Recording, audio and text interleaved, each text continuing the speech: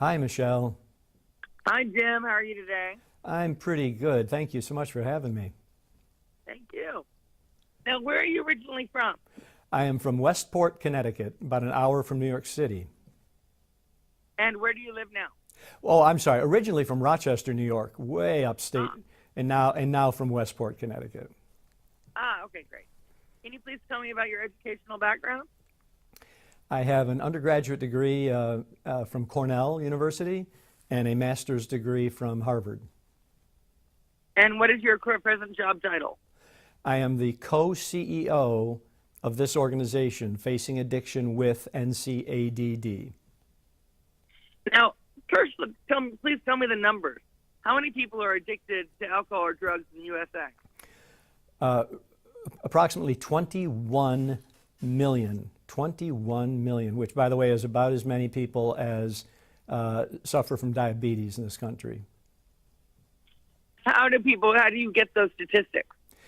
All the statistics we have come from a report that the U.S. Surgeon General did about a year and a half ago called Facing Addiction in America. It was the most definitive report about addiction ever undertaken in this country.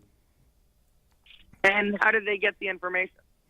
Well, through elaborate research and studies, they know that about 21 million people currently suffer from addiction. Another 23 million live in recovery, and recovery is a blessing, of course, but this is a chronic illness, so you're in recovery, but you're not cured. And so you quickly get to about 45 million households in America, Michelle, impacted by addiction, and that's more than 1 in 3 households impacted by addiction to alcohol or other drugs. What is the National Council on Alcoholism and Drug Dependence? Well, Facing Addiction and NCAAD were separate organizations, and NCAAD has a terrific 74-year history, and we merged. We merged early this year to create a bigger, stronger, more powerful organization to fight this fight. There's never been anything like the American Cancer Association or American Heart Association to battle addiction, despite the fact that addiction is unfortunately as big a problem as any of those illnesses. So we merged to create an organization that can take this thing head on and finally turn the tide. Well, in the media, it seems like people are always quick to call each other addicts. What is the actual definition of an addict? Well, addiction, it's a great question. Addiction is a chronic, relapsing brain disease. I know it's kind of sterile. The emphasis is on disease. It's an illness, Michelle. People don't want to get it. They didn't try to get it. They didn't get it because they're weak or bad. It's an illness, but it's also chronic. It's preventable and it is treatable, but still today it's chronic, even if you're in recovery. And the language thing is huge. We generally try not to call people addicts because it has such a negative connotation. We say that the person struggles with addiction or suffers from addiction rather than you are an addict, which, you know, is so tinged and value-laden. Why is alcohol or drug addiction called a disease when actually some would say it's a choice? Well, whether or not you take that first drink or not. Yep, and that's a prevailing view. It is an illness. Irrefutably, it's an illness. The American Medical Association has known this for decades. Previous Surgeon General Dr. Vivek Murthy, reaffirmed that this is an illness. Addiction changes your brain and thereby changes your pattern. So it is irrefutably an illness.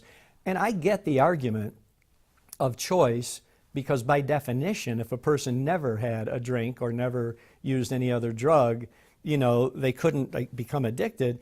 But without stepping on toes, there are a lot of other choices we make about our diet or exercise that lead to other very unfortunate illnesses. But nobody says, you made bad choices and now you have cancer, so I don't care about you. Or you made bad choices that led to your diabetes, and you know what? It's your fault.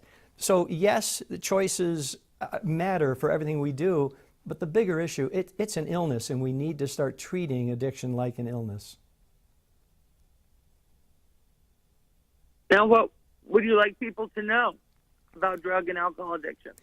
Well, that it's preventable, it's treatable, and recovery is real. And it's the reason, and thank you again for having me today, it's the reason we wanted to talk a little bit, not only about our organization, but this tool that we created called the Addiction Resource Hub.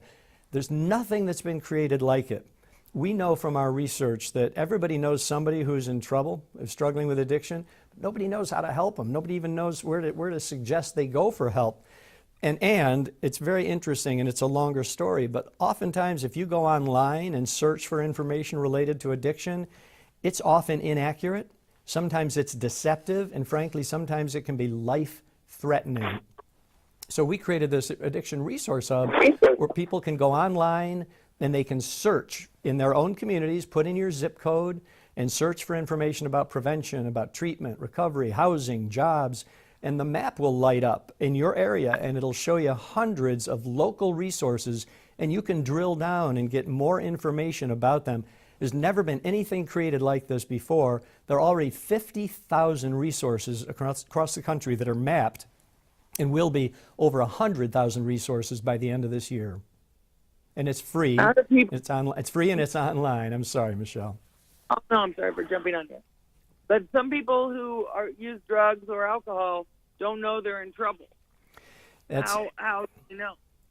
It's a great insight, and it is often the case, most often the case, that loved ones are going to be more likely to help the person than the person himself or herself. And so loved ones need to be vigilant. They need to be diligent, and when somebody's in trouble, out of love and compassion, you have to kind of sit them down and say, look, we know you're struggling. We know you're not content, happy. You didn't choose this. I love you. I'm here to help you, and here's what we're going to do. Because if you don't help, it's very likely that person will never get help. How do your support services help overcome the stigma associated with addiction? Well, I think anytime you can let people know that they're not alone, 1 in 3 households is impacted, that it's not their fault, this thing is an illness, and that there is help. We're going to help you with these resources.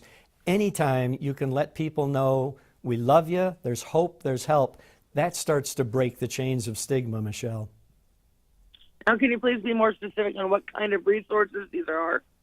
Yeah, almost anything you might want, from parent groups that meet to talk about prevention in their communities, to places where you can go for therapy, inpatient or outpatient, recovery support services if you are in recovery from addiction, information about jobs for people who are in recovery, information about legal services, and the list of the kinds of information keeps growing. Pretty much any kind of information you might be looking for that relates to addiction is in this Addiction Resource Hub. And it's free, and it's online, and it's real easy to use.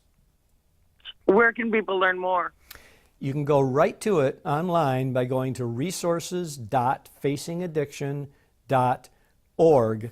And if people care about this cause and they want to just sign up and become supporters like they do with cancer or heart or other things, I would urge them, I beg them to go to facingaddiction.org and donate. We need funding to continue this great work. Is there anything else you'd like to add?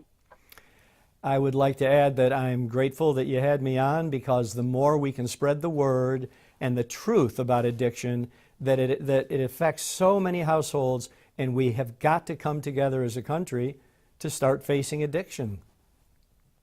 Well, thank you very much for this information. Thank you, Michelle. And I hope you have a good day. Thank you, Michelle. You too.